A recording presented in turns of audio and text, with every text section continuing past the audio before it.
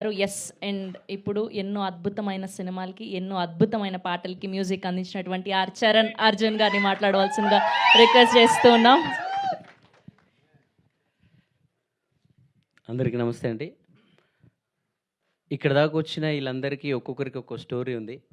ఎవరి లైఫ్‌లో వాళ్ళు యుద్ధం చేశారు. అందరూ ఇక్కడ దాకా వచ్చారు. కానీ మా అందరికి ఇంక నుంచి మూతబరి లవ్ స్టోరీ మాత్రమే ఉంటది.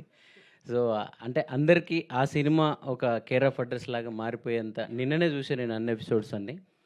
జనరల్‌గా నేను ఆనెస్ట్‌గా మాట్లాడతా, ఏదున్నట్టు అది మాట్లాడతా అని చెప్పి నాకు ఒక ఇమేజ్ ఉంది. దానివల్ల ఈ మధ్య సైలెంట్ అయ్యాను. కానీ మళ్ళీ ఈ సినిమా తర్వాత మాట్లాడొచ్చు అనిపిస్తుంది. ఎందుకంటే అంత బాగుంది సినిమా. అంత కాన్ఫిడెన్స్ ఇచ్చింది నాకు.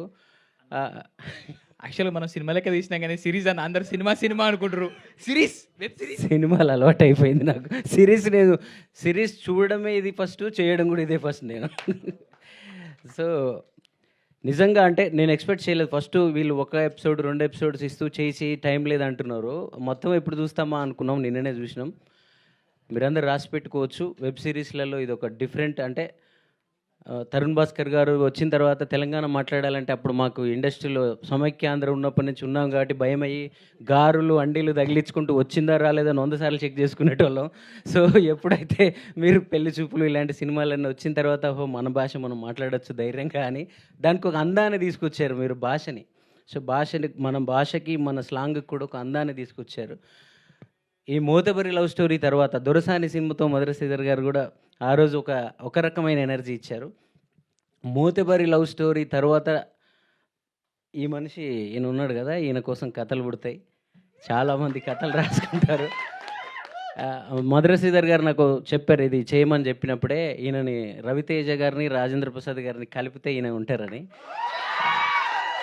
సో, ఆయనతో కలిసి వెబ్ సిరీస్ చేస్తున్నారు కాబట్టి మ్యూజిక్ చేయడం కోసం కొంచెం నన్ను ఏదో బూస్ట్ చేస్తున్నారేమో సార్ అనుకున్నప్పుడు. కానీ నిజంగా చూసిన తర్వాత సార్ మీరు చెప్పింది 100% నిజం.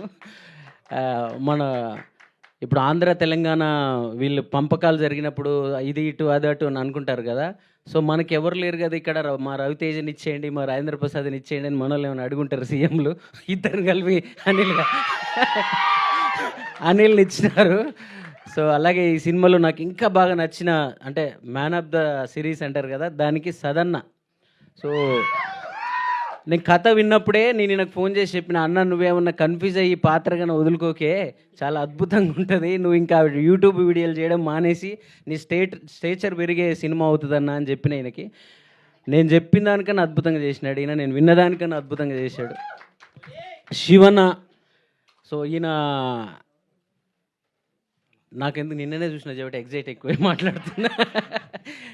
నిజంగా నాకు ఈయన పక్కనే ఉన్నాడు, నా పక్కనే ఉండి చూపించాడు సినిమా అంతా. ఒక ఫ్లాష్ బ్యాక్ ఎపిసోడ్ ఉంటుంది సినిమాలో. ఆ సినిమా అంటే జనరల్గా ఫస్ట్ ఎపిసోడ్, 2వ ఎపిసోడ్ చూస్తున్నప్పుడు ఓకే పర్లేదు వీళ్ళకి ఉన్న దాంట్లో ఏదో చేశారు, మనం బ్యాక్గ్రౌండ్ స్కోర్తో దీన్ని బాగా లేపాలి అని అనుకున్నాం. కానీ 3వ ఎపిసోడ్ నుంచి 6 ఆ ఎపిసోడ్స్ అన్ని చూస్తున్న తర్వాత అసలు మ్యూజిక్ అవసరం లేదు, నేనే కళ్ళల్లో నీళ్ళతో ఆ పాత ఎపిసోడ్ అంతా చూశాను. సో, ఒక మణిరత్నం గారు, ఒక శ్రీరామ్ గారి ఆ ఫోటోగ్రఫీ, అలాంటి మూడ్ ఎలా ఉంటుందో ఆ ఓల్డ్ స్టోరీ మొత్తం అంత బాగా చేశాడు డార్లింగ్లో. మీ అందరికీ నేనేదో మ్యూజిక్తో చేయాలని అనుకున్నాను, మీరు ఆల్రెడీ నన్ను మించి చేసేసారు. సో, మేము జస్ట్ దాని ఫీల్ని తీసుకొస్తే చాలు మ్యూజిక్ అని అనిపించింది. సో, ఈ సినిమాలో ప్రతి పాత్ర పేరున చెప్పలేము కానీ ప్రతి పాత్ర వీవా అన్న ఉన్నాడు, నిసార్ బాయ్ ఉన్నాడు, ఆ ముసలాయన పాత్ర రాముల తాత ఉన్నాడు, అలాగే ఇంకా వాళ్ళ అన్నదమ్ముల పాత్రలు అయితే చెప్పడానికే లేదు. నేనున్న గర్భంలోనే ఏడాది నువ్వున్నావు అనే ఒక అన్నదమ్ముల పాటతో నేను అన్నదమ్ముల పాటకు చాలామందికి కనెక్ట్ అయ్యాను. కానీ ఈ సినిమాలో 2 అన్నదమ్ములు ఉంటారు, ఇంకా వాళ్ళ గురించి చెప్పడానికి లేదు, మీరు సినిమాలో చూడాల్సిందే.